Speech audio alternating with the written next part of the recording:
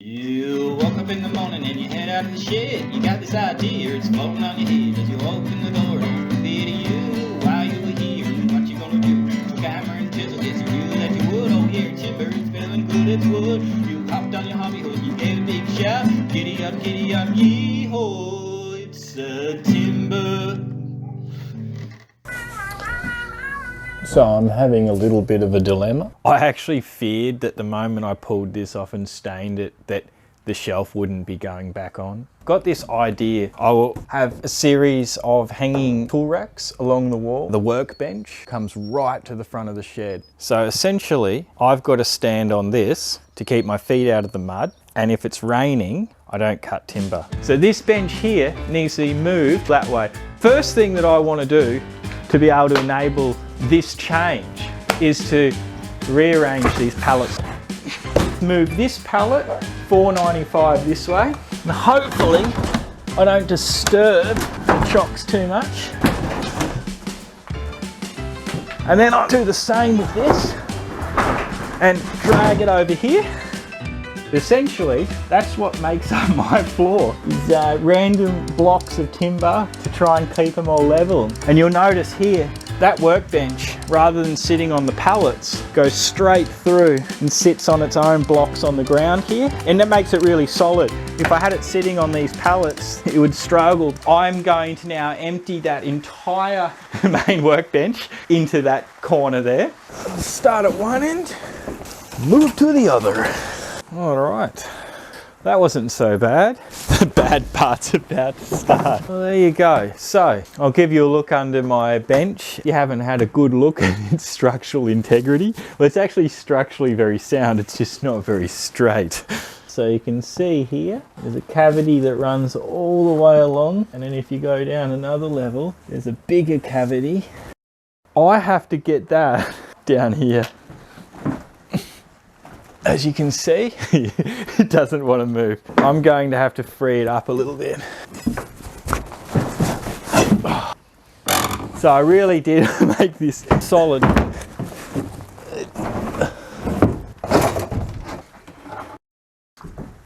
I did move it in by myself. Oh yeah, look at that. Makes all the difference. I want to make it so the base of the table is flush against this ply. Here it's a bit low, so I have to put a piece of timber down. So I believe this side here, if I run this along, perfectly level, looks like this end here is just a bit high. So it's all a matter of getting multiple pieces of these, putting down a nice solid base. And if I go like that with this, we're there now. Put it on the corner there.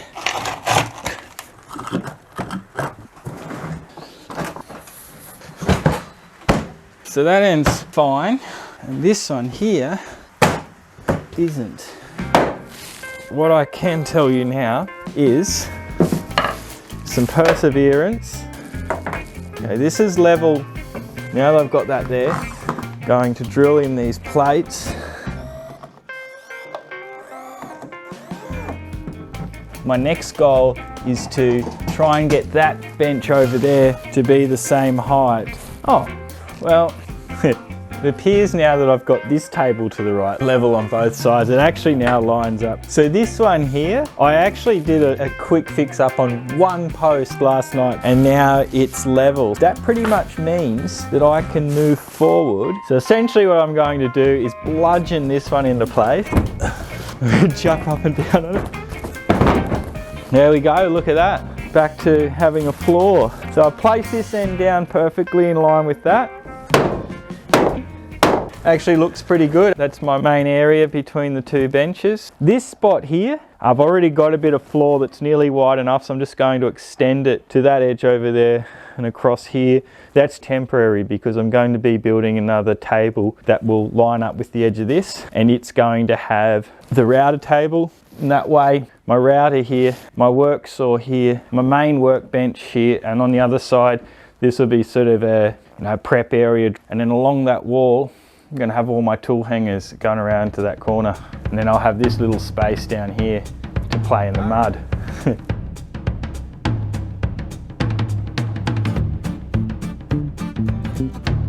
I made a good score of pallets, so I'm just unloading them here because there's a couple with ply at the bottom I want to get to. I'm going to use them for re-flooring the shed.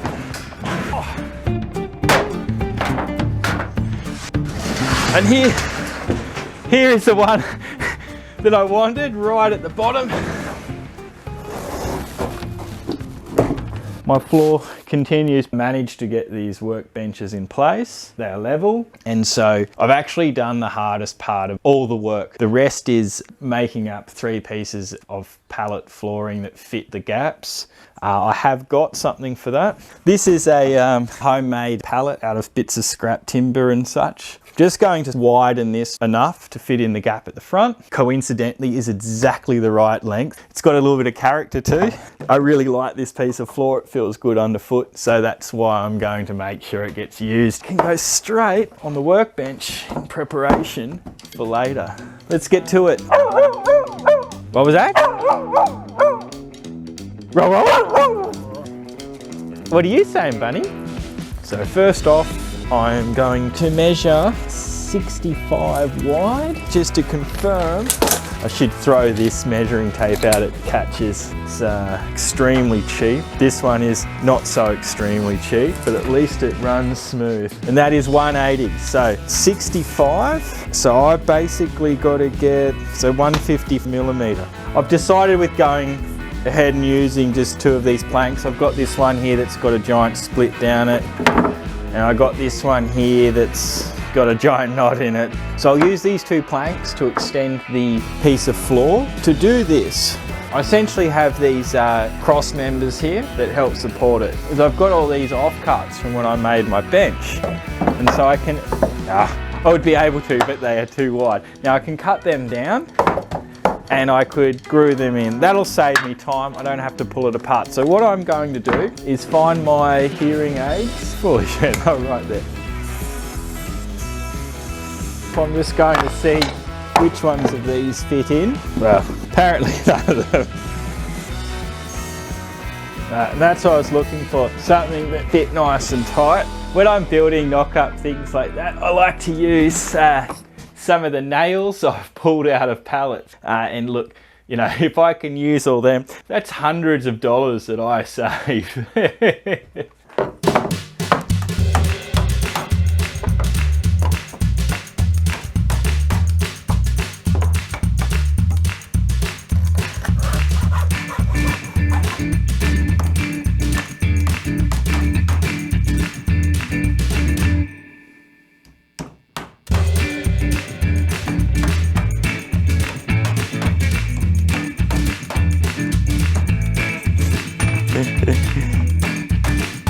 All right.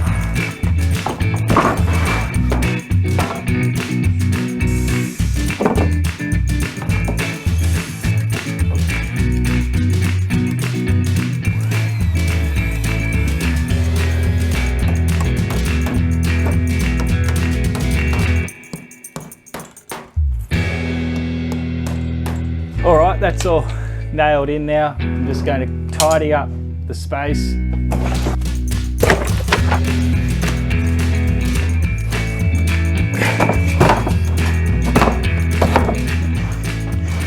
So I've just roughly put that in. You can see how that was just made my life a lot better. My next task is building a square to go in that space. Here goes nothing.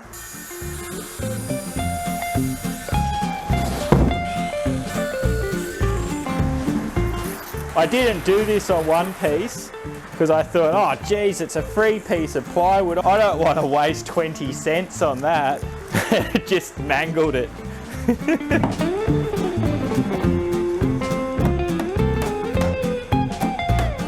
Just such a treasure trove of goodness. You see that? Oh. Let's go get this popped down. There we go. This is the next hole to plug. Basically building a bridge over a river.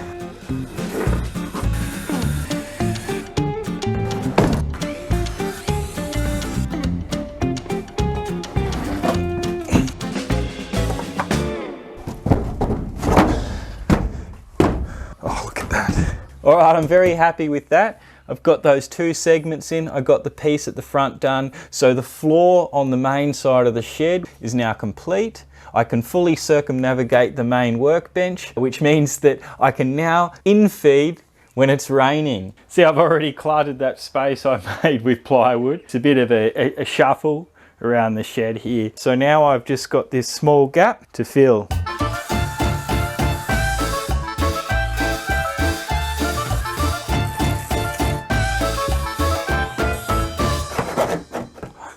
I bet apparently there's a technique to doing this.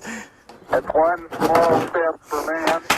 Let's get this in. One giant leap for mankind. That's perfect. What I want to do is work out something to put in this space that's a discrete storage. So I've got a great spot to operate from as I refurbish the other side of the shed. I didn't show you this because there was a lot of fiddling around and shuffling